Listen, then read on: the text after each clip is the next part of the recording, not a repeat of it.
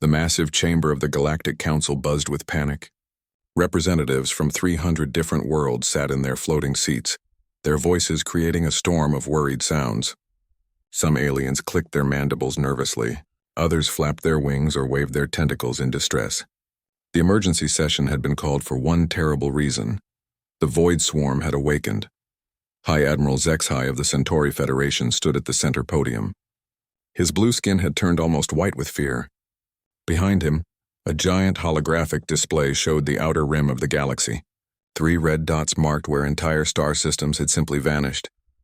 The colonies of Kepler 442, Ross 128, and Wolf 359 are gone, HFY announced. His voice shook despite his military training. Not destroyed, gone, consumed completely. Nothing remains but empty space and radiation. A collective gasp filled the chamber. The draconian representative, a large lizard-like being named Skeleth, rose from her seat. How is this possible? Those systems had billions of inhabitants, advanced planetary defenses, military fleets. HFY pressed a control on his podium. The display zoomed in on what used to be the Wolf 359 system. Instead of planets and moons, there was only a massive dark cloud that seemed to pulse with its own evil life. Bioships, HFY said quietly, living vessels that consume matter and convert it into more of themselves. Our scientists estimate that each ship can grow to the size of a small moon within days of feeding. The chamber erupted in terrified voices. Some aliens called for immediate evacuation of the outer rim. Others demanded military action. A few simply sat in stunned silence. Dr. Yilma, the chief scientist from the Arcturian Collective, activated her translator device. When she spoke, her words came out in perfect common galactic. We have run computer simulations based on the swarm's growth rate. If we cannot stop them, they will consume the entire galaxy within 50 standard years. The noise in the chamber stopped. Complete silence fell over the 300 representatives. 50 years seemed like a long time, but for civilizations that had existed for thousands of years, it was barely a moment. What are our military options? Asked Chancellor Morden of the Rigel Alliance. He was a tall, thin being with 4 arms and gray skin. HFY called up new displays showing fleet positions throughout the galaxy. Every major power has committed their full military strength. The combined fleet would number nearly 1 million ships, but... He paused and looked around the chamber. But we estimate the swarm now has over 50 million bioships, and that number grows every hour they feed. More panic filled the chamber. Some representatives began making calls to their home worlds, probably ordering evacuations. Others started arguing about which species should sacrifice themselves to buy time for the others to escape. In the middle of all this chaos, one figure remained perfectly calm. Ambassador Chen Wei of Terra sat quietly in his seat, reading something on a small tablet device. He was a middle-aged human with graying hair and tired eyes.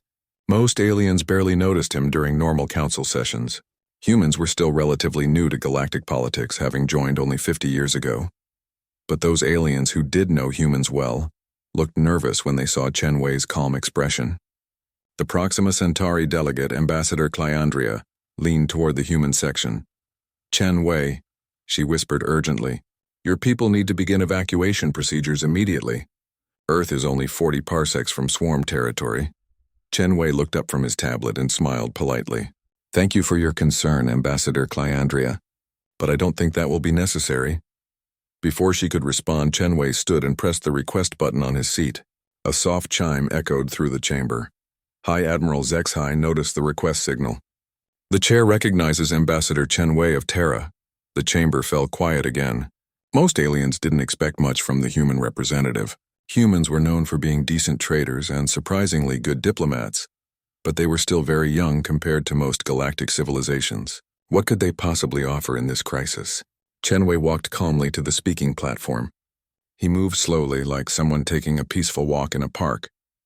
When he reached the podium, he looked around at all the worried alien faces.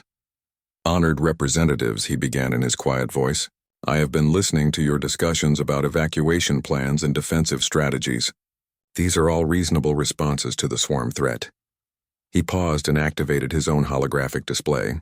However, the Terran Federation would like to propose a different approach. The display showed detailed tactical information about the Void Swarm.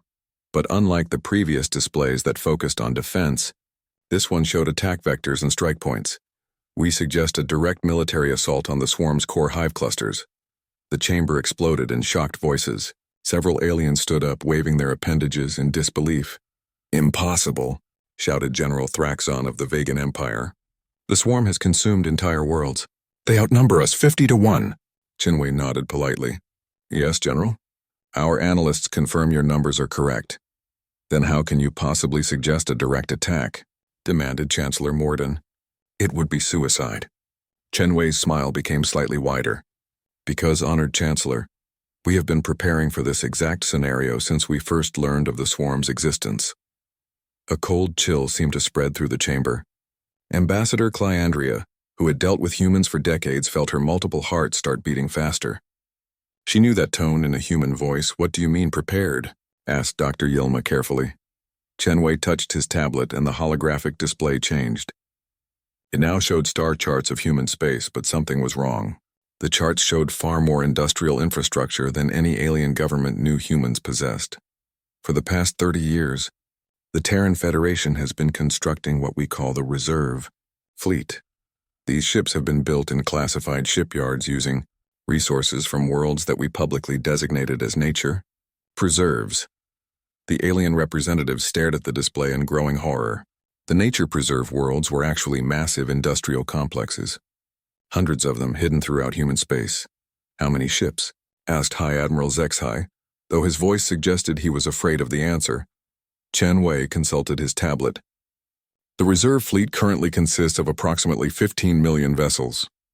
However, we should have the industrial capacity to double that number within 6 months if necessary. Complete silence filled the chamber. The aliens slowly began to understand that they had never really known their human neighbors at all. Chen Wei looked around at all the shocked faces. The Terran Federation formally requests permission to engage the Void Swarm with maximum military force. We estimate a 93% probability of complete swarm elimination within 18 months. He paused, and his expression became very serious. However, we want to make sure all council members understand what maximum military force means when humans are protecting something they care about. The chamber remained silent. Ambassador Clyandria closed all 4 of her eyes and whispered a prayer to her ancestors. She had seen humans angry before. The galaxy was about to learn why that was something to be feared. 3 days after Ambassador Chen Wei's shocking announcement, the Galactic Council reconvened for an emergency military planning session. The Great Chamber had been converted into a war room, with tactical displays and communication equipment filling every available space. High Admiral Zexhai stood before a massive 3-dimensional map of the galaxy. Red zones showed areas already consumed by the Void Swarm. Yellow zones marked territories under immediate threat.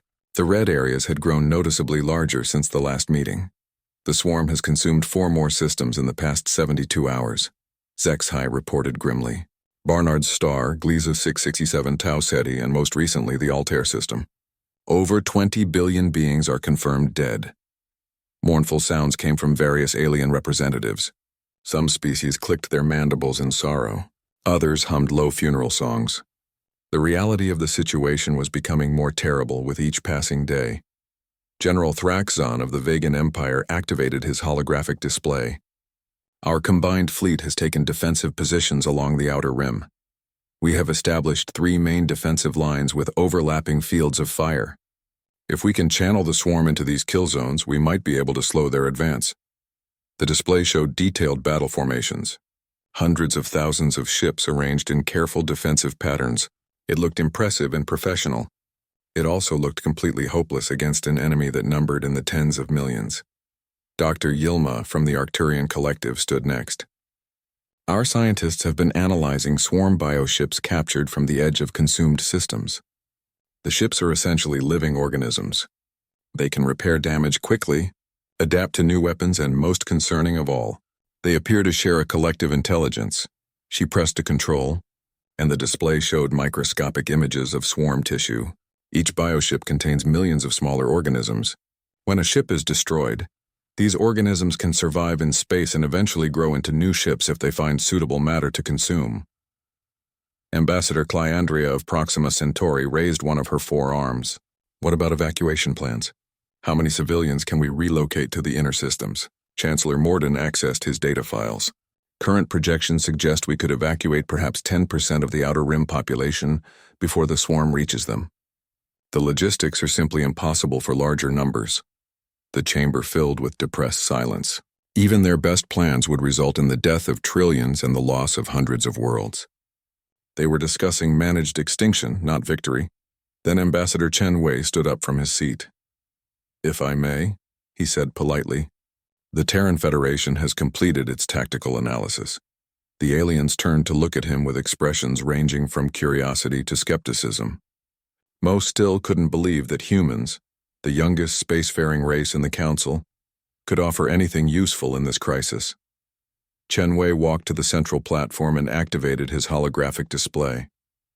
Instead of defensive positions or evacuation routes, the human display showed attack vectors pointing directly into the heart of swarm territory.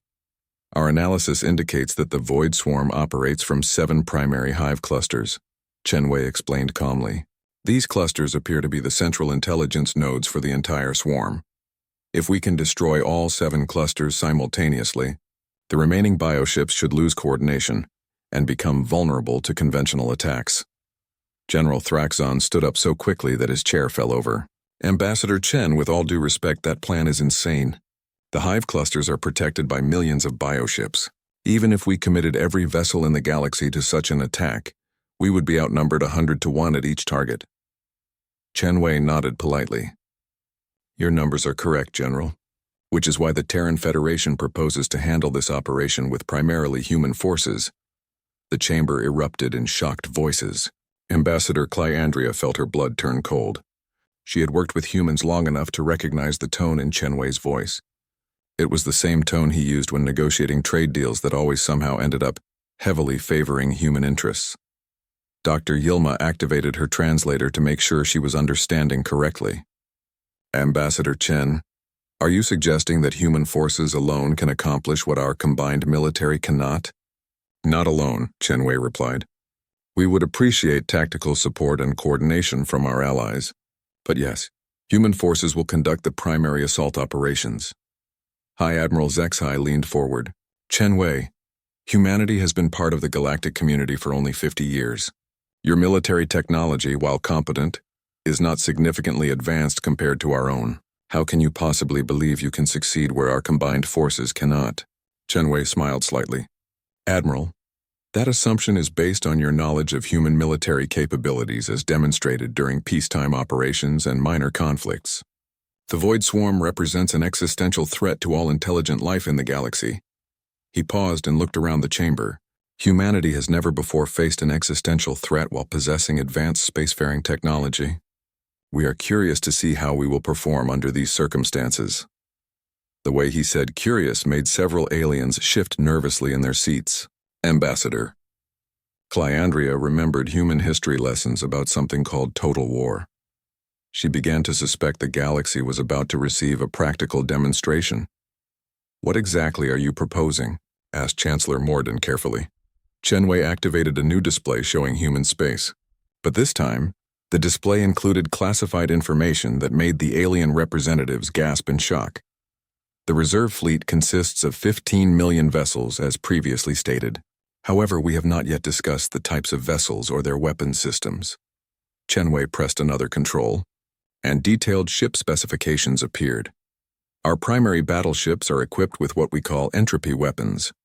These devices accelerate the natural decay process in matter, essentially aging enemy ships to dust within seconds. Horrified whispers spread through the chamber. Several alien species had theoretical knowledge of entropy manipulation, but the energy requirements made it impossible to weaponize. "We also deploy gravity manipulation systems," Chen Wei continued casually. "These can create localized gravitational fields strong enough to compress biomatter into neutron-dense projectiles, which we then launch at enemy positions." Dr. Yilma's translator device began making error sounds. The concepts Chen Wei was describing were beyond the current understanding of most galactic civilizations. Additionally, Chen Wei said, "We've developed quantum disruption weapons that can destabilize matter at the subatomic level, and temporal manipulation devices that can isolate enemy forces in accelerated time fields." The chamber had become completely silent.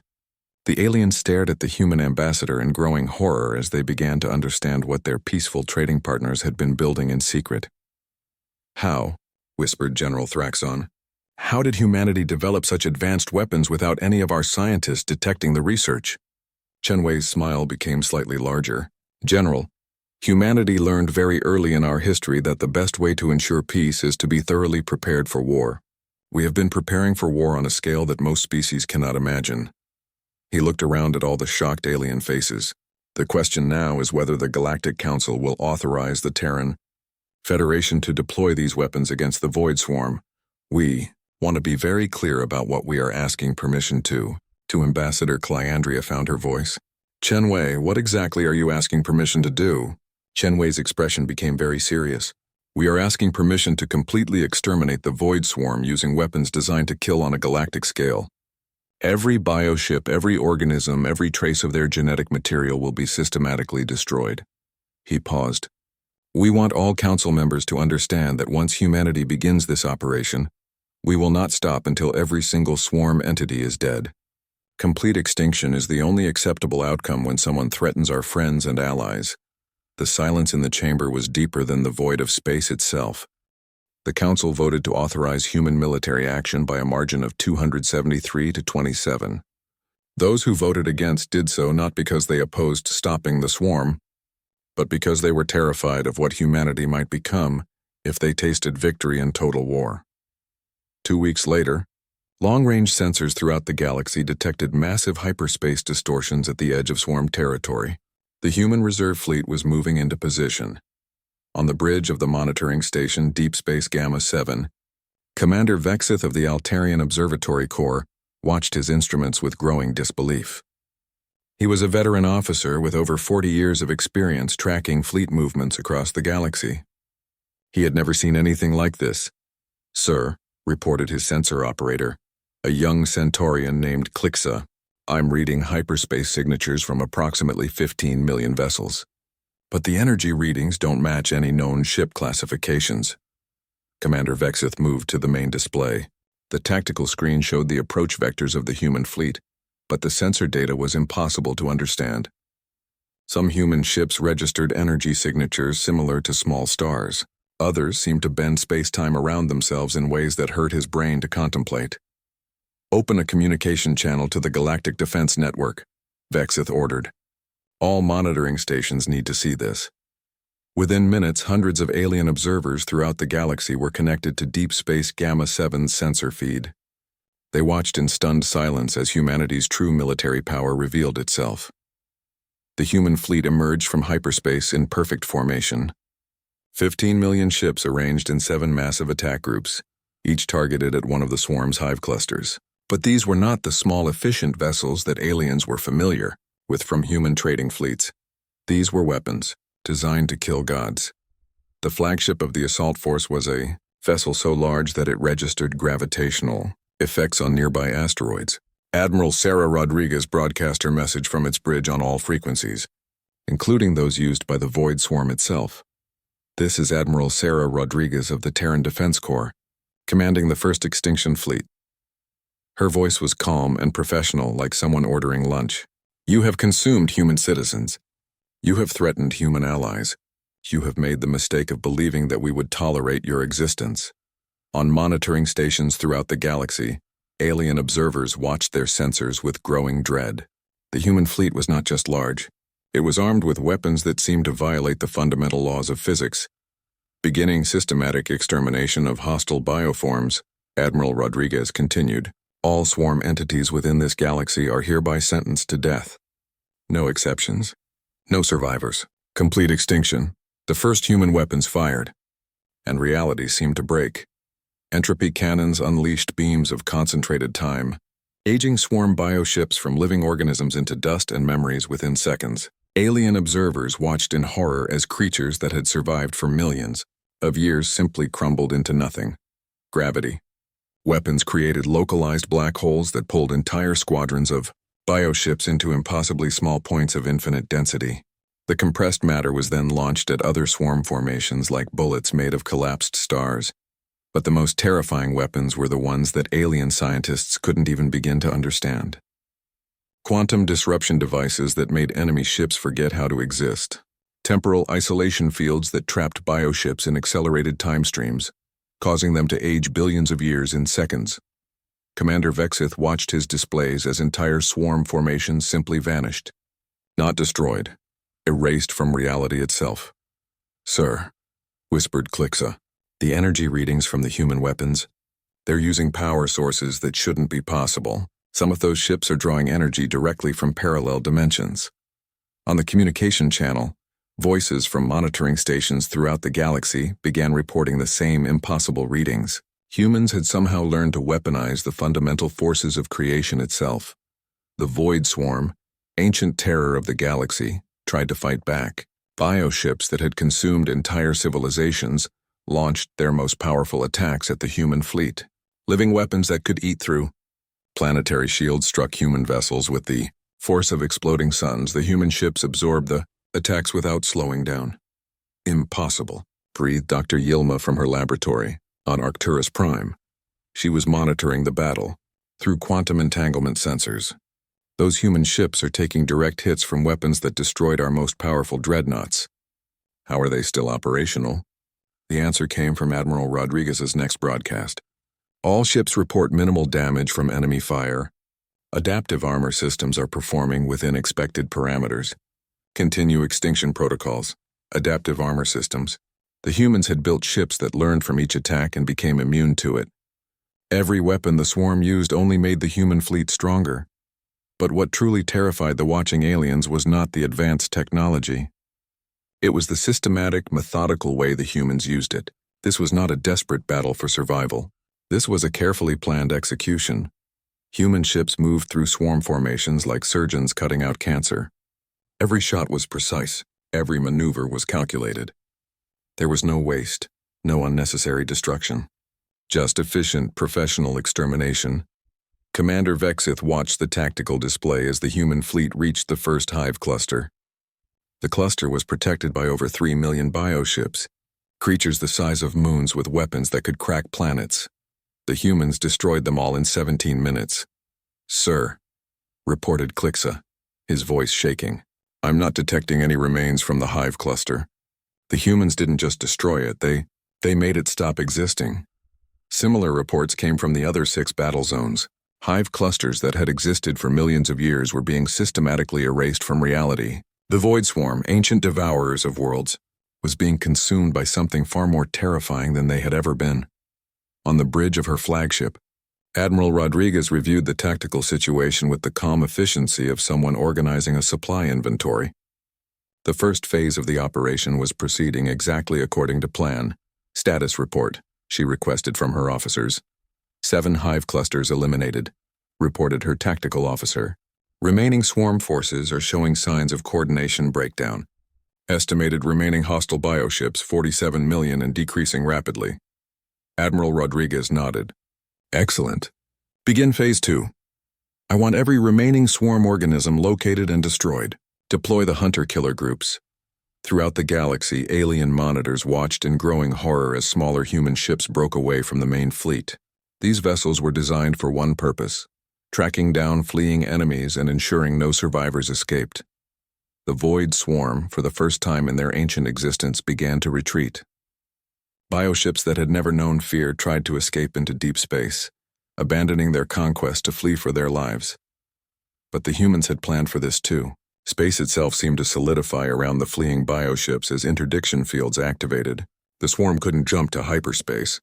They couldn't hide in nebulae. They couldn't escape into parallel dimensions. They could only die. Ambassador Chen Wei, observing the battle from his office on Earth, received a communication from Admiral Rodriguez.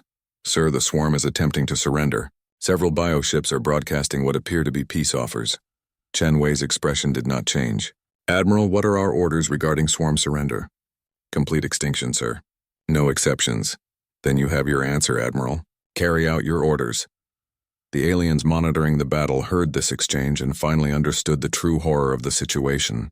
Humanity was not just winning the war against the Void Swarm, they were enjoying it. 3 months into the human campaign against the Void Swarm, something unprecedented happened. The ancient devourers, Terror of the galaxy for millions of years began to run. On monitoring stations throughout known space, alien observers watched their long-range sensors in stunned disbelief. Swarm bioships that had never retreated from any enemy were fleeing in panic across multiple star systems. But more horrifying than the retreat was what pursued them. Human hunter-killer fleets moved through space like packs of wolves chasing wounded prey. They showed no mercy, no hesitation, and absolutely no intention of allowing any swarm organism to survive. Commander Vexith had been monitoring the conflict for months from Deep Space Gamma 7. What had started as professional military observation had become something approaching existential horror. He no longer recognized the humans he thought he knew. "Sir," reported Klixa, his voice barely a whisper, "the humans have cornered another fleeing bioship group in the Vega system. The swarm entities are broadcasting surrender signals on all frequencies." Commander Vexith looked at his displays. The bioships were clearly trying to surrender, using universal peace symbols that every intelligent species recognized. They had even powered down their weapons and assumed defensive positions that indicated submission. "What are the humans doing?"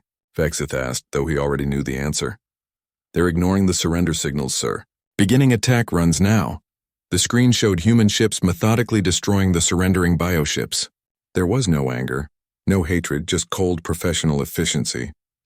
The humans were treating surrender the same way they treated active resistance, as something to be eliminated.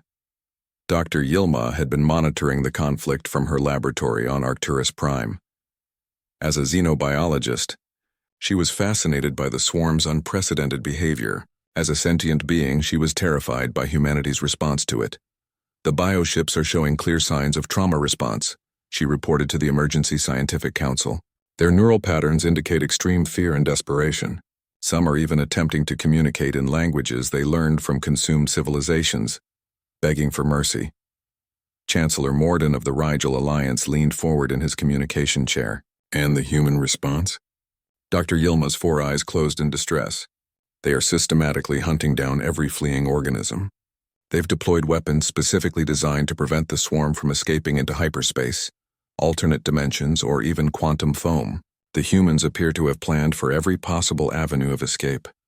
The truth was becoming clear to alien observers throughout the galaxy. This was not a war. This was an extermination campaign planned and executed with terrifying precision. Ambassador Clyandria tried to contact her human counterpart from her embassy on Proxima Centauri. When Ambassador Chen Wei appeared on her communication screen, she was shocked by his appearance. He looked exactly the same as always, calm, professional, slightly tired. He showed no signs of the massive military operation his species was conducting. "Chen Wei," she said carefully, "the swarm is trying to surrender. Their bioships are broadcasting peace signals and attempting to negotiate." Chen Wei nodded politely. "Yes, our forces have reported those transmissions. Admiral Rodriguez has classified them as enemy psychological warfare attempts." Psychological warfare. Clyandria's translator struggled with her emotional distress. "Chen Wei, they're begging for mercy. Some of them are using languages from species they consumed decades ago, trying to communicate their surrender." Chen Wei's expression remained unchanged. "Ambassador Clyandria, the Terran Federation's position on this matter is very clear. The Void Swarm represents an existential threat to all intelligent life. Complete extinction is the only acceptable outcome. But they're trying to surrender." "Yes," Chen Wei agreed. "They are. Our analysts believe this indicates that our extinction campaign is proceeding more rapidly than projected.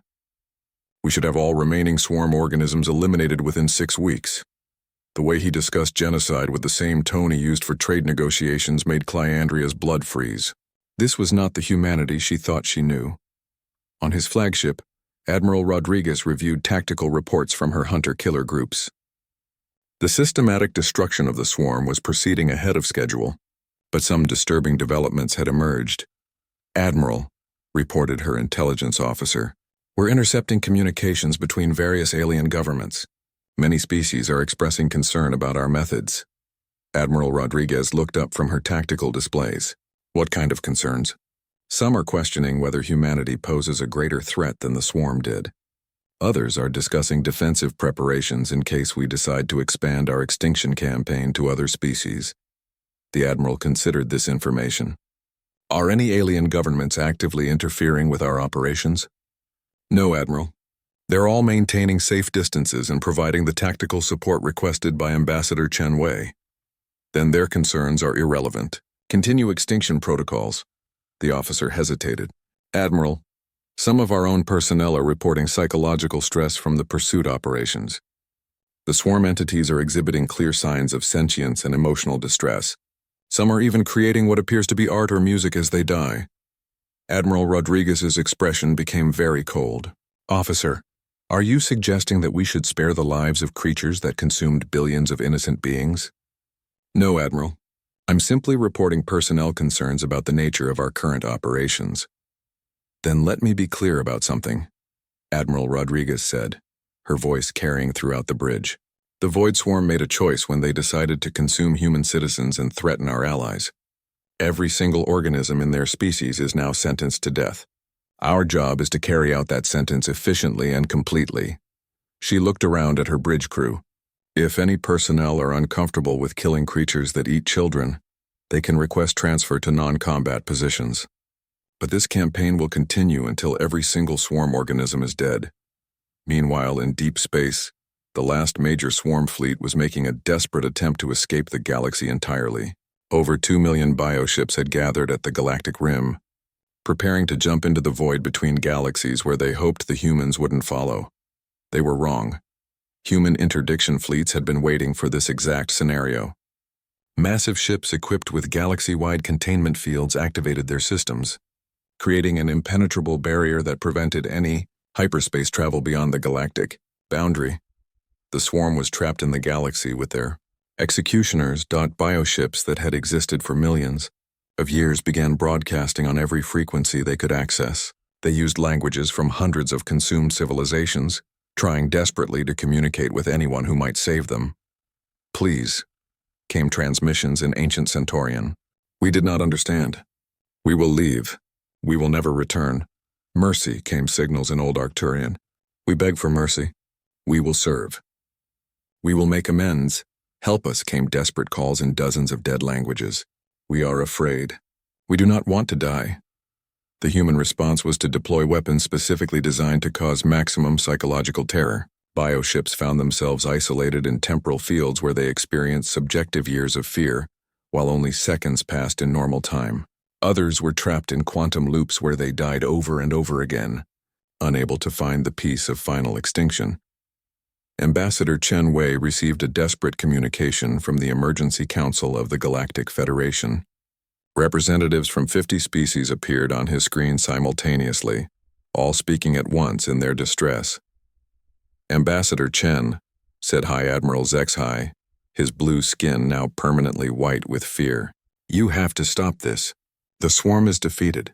They're trying to surrender. This has become something beyond war. Chen Wei looked at the gathered alien faces with mild interest.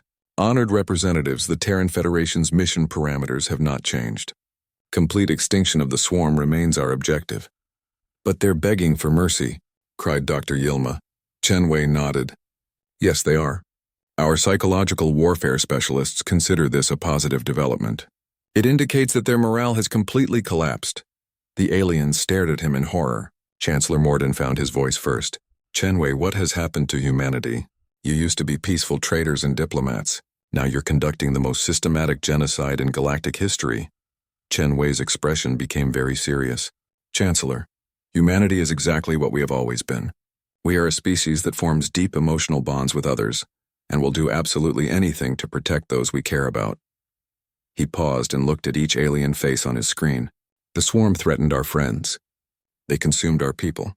They made the mistake of believing they could prey upon those we love without consequences. His voice became quieter, more dangerous. They were wrong. We are showing the galaxy what happens when someone threatens a human's family. The communication ended, leaving the alien representatives staring at a blank screen. They finally understood the truth about their human allies. They were not witnessing humanity becoming monsters. They were witnessing humanity as they truly were when someone they loved was in. 6 months after the last Void Swarm bioship was eliminated from existence, the Galactic Council reconvened for the first time since authorizing human military action. The Great Chamber felt different now. Quieter, more careful. 300 alien representatives took their seats, but their behavior was not the same as before. Species that had once argued loudly now spoke in whispers. Delegates who had previously ignored humans now watched Ambassador Chen Wei with constant nervous attention. The human representative sat in his usual seat, reading reports on his tablet device. He looked exactly the same as always, tired, professional, slightly bored. There was no sign that his species had just committed the most complete genocide in galactic history. High Admiral Zexhai called the session to order. His blue skin had never returned to its normal color after watching the human campaign. He now looked permanently pale and shaken. "This emergency session of the Galactic Council is now in session," he announced. "The primary agenda item is the official conclusion of the Void Swarm crisis and discussion of post-conflict reconstruction efforts." He activated the main holographic display, which showed a map of the galaxy. The red zones that had previously marked swarm territory were now colored green, indicating safe space. But everyone in the chamber knew the true meaning of that green color. It marked areas where every single living thing had been systematically destroyed by human weapons. "I can now officially confirm that the Void Swarm has been completely eliminated," Zexhai said quietly. "All bioships destroyed. All hive clusters sterilized. All genetic material located and secured by Terran defense forces." A moment of silence filled the chamber. Some aliens had waited for this announcement for months, hoping it would bring relief. Instead, it brought only deeper fear. Dr. Yilma from the Arcturian Collective raised one of her appendages. "Admiral, what is the status of swarm-consumed systems? Are there any survivors from the planets that were attacked?" Zexhai consulted his reports. "Terran recovery teams have located and rescued approximately 47 million beings who survived swarm attacks by hiding in deep underground shelters or space stations. These survivors are being treated for trauma and relocated to safe worlds." This should have been good news, but the way Zexhai delivered it suggested something else. Chancellor Morden leaned forward in his seat. "Admiral, you seem concerned about something beyond the rescue operations." Zexhai nodded grimly. "During the rescue operations, Terran forces also located and cataloged complete genetic records of every species the swarm had consumed. This includes civilizations that were destroyed millions of years before any current galactic government existed." The implications of this statement settled over the chamber like a cold fog. Ambassador Clyandria of Proxima Centauri felt all four of her hearts start beating faster. "Are you saying," she asked carefully, "that humans now possess the genetic information necessary to recreate extinct species?" "More than that," Zexhai replied. "Terran scientists have informed us that they possess detailed biological and cultural records of over 3,000 species that the swarm consumed throughout galactic history. They know how these species lived, how they thought, how they organized their societies." The chamber became very quiet. Every alien representative was thinking the same thing. If humans could recreate extinct species, what else could they do with that information? General Thraxon of the Vegan Empire spoke up. "Where are these genetic records being stored?" "In secure Terran research facilities," Zexhai answered. "Ambassador Chen Wei has assured us that the information will be used only for humanitarian restoration projects." All eyes turned to the human representative. Chen Wei looked up from his tablet with mild interest, as if he had just noticed everyone was staring at him. "Is there something I can help clarify?" he asked politely. Chancellor Morden cleared his throat nervously. "Ambassador Chen, the Council would like to discuss humanity's plans for the post-swarm galaxy." Chen Wei smiled pleasantly. "Of course. The Terran Federation looks forward to returning to normal diplomatic and trade relations with all our galactic neighbors." "Normal relations," repeated Dr. Yilma. "Ambassador, your species just demonstrated military capabilities that exceed anything we thought possible. You have weapons that can manipulate time, space, and the fundamental forces of reality. How can relations ever be normal again?" Chen Wei considered the question thoughtfully. "Dr. Yilma, humanity's military capabilities have always been designed for defensive purposes. Now that the existential threat has been eliminated, we see no reason why we cannot return to peaceful cooperation with our friends and allies." The way he emphasized the words "friends and allies" was not lost on anyone in the chamber. Ambassador Clyandria decided to address the obvious concern directly. "Chen Wei, many species are concerned about humanity's intentions going forward. The efficiency of your military operation was Unprecedented. Chen Wei nodded understandingly. I can certainly appreciate those concerns. Perhaps it would be helpful if I explained humanity's position more clearly. He stood and walked to the central podium, just as he had months ago when first proposing the swarm extermination. But now, every alien in the chamber watched him with barely controlled fear. The Terran Federation's foreign policy is quite simple, Chen Wei began. We form deep, lasting friendships with species who share our values of cooperation and mutual respect. We engage in beneficial trade relationships. We provide assistance during humanitarian crises. We participate peacefully in galactic governance. He paused and looked around at all the worried alien faces. However, we also remember who our friends are. And we remember who threatens them. The silence in the chamber was absolute. Chen Wei continued in his pleasant conversational tone. The Void Swarm made the mistake of harming our friends and consuming our citizens. They learned the consequences of that decision. We hope this serves as an educational example for any other entities who might consider similar actions. General Thraxon found the courage to ask the question everyone was thinking. Ambassador Chen, are you threatening the Council? Chen Wei looked genuinely surprised. General, of course not. Why would we threaten our friends and allies? We're simply explaining our perspective on galactic relationships. He smiled warmly. Humanity values peace above all else. We prefer to resolve conflicts through negotiation and mutual understanding. However, if someone threatens our friends or our people, we will respond with whatever force is necessary to eliminate that threat completely. The way he said completely made several aliens shift nervously in their seats. Chancellor. Morden tried a different approach. Ambassador, what are humanity's plans for your military forces now that the swarm threat is eliminated? An excellent question, Chen Wei replied. Most of our reserve fleet will return to standby status. The crews will go back to their normal civilian occupations. Our shipyards will resume peaceful production. This sounded reassuring until he continued. Of course, we will maintain readiness protocols in case another existential threat emerges. Our analysts estimate we could reactivate the full extinction fleet within 72 hours if necessary. Dr. Yilma's translator device made worried clicking sounds. Extinction fleet? Oh yes, Chen Wei said casually. That's what our military designation system calls the reserve fleet when deployed for total warfare operations. We have several other fleet classifications for different threat levels, but hopefully, none of our friends will ever need to see those. He returned to his seat as if he had just finished discussing weather conditions. The alien representative sat in stunned silence, slowly realizing that everything had changed forever. High Admiral Zexhai tried to return to normal business. The next agenda item is reconstruction aid for systems damaged during the conflict. But no one was really listening to discussions about reconstruction. They were all thinking about the new reality of galactic politics. Humanity had revealed themselves to be the most powerful military force in galactic history. They had eliminated an ancient threat that other species couldn't even slow down, and they had done it while treating the entire operation as routine business.